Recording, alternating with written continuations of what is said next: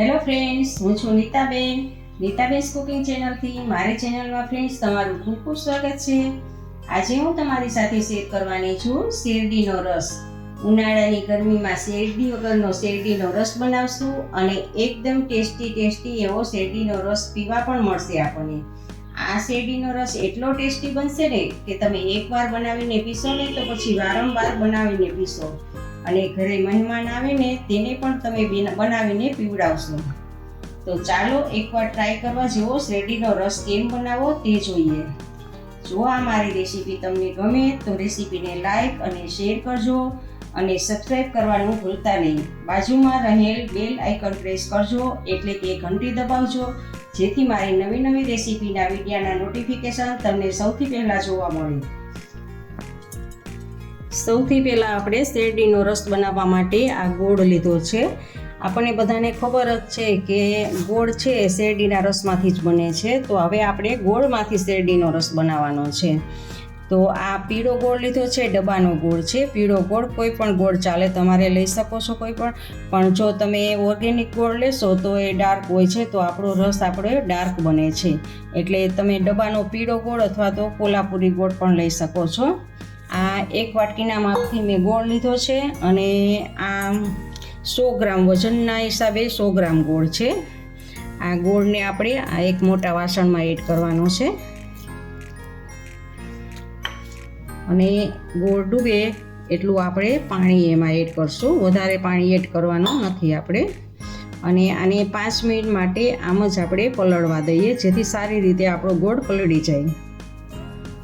જુઓ 5 મિનિટ થઈ ગઈ છે અને આ ચમચો ફેરવીને એકદમ બધો જ ગોળ મેં આમ ઓગાળી લીધો છે. સારી રીતે બધો જ ગોળ ઓગળી ગયો છે પાણીમાં. અને હવે આ ગોળવાળું પાણી આપણે એક મિક્સર જાર લેવાનું છે અને એ મિક્સર જારમાં ગોળવાળું પાણી આપણે એડ કરશું. અને સાથે જ આપણે આ 15 થી 20 ફુદીનાના પાનને એડ કરશું. આ નાનો એવો ટુકડો આદુનો છે, મેં ખમણે લીધું છે જેથી કરીને સારી રીતે મિક્સ થઈ જાય.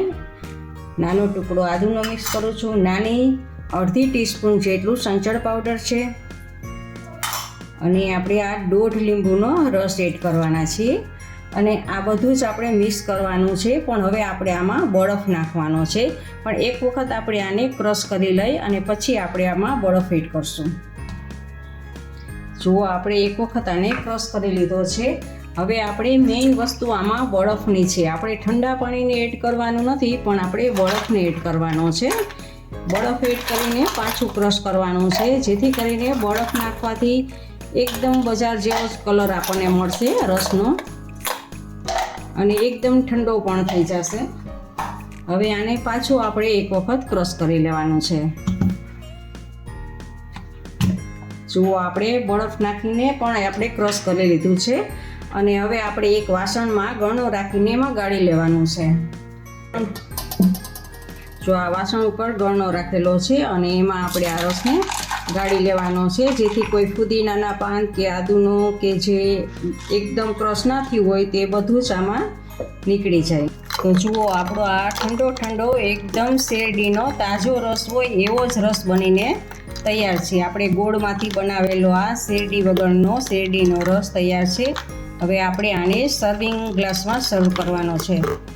આપણે બંને ગ્લાસમાં 2 થી 3 આપણે બરફના ટુકડા એડ કરી દઈશું અને હવે આપણે એમાં આ રસને એડ કરશું.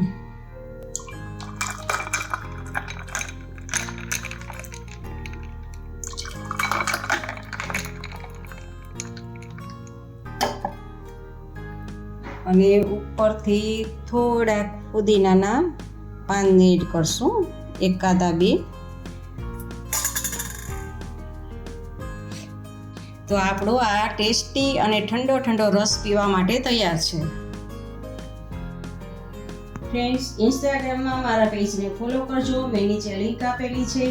અને તમને મારી રેસીપી ગમે તો કમેન્ટ બોક્સમાં કમેન્ટ કરીને જણાવજો અને તમે આ રેસીપી ક્યાંથી જુઓ છો તે પણ જણાવજો. આવજો, બાય. ફરી મળીએ નવી રેસીપી સાથે.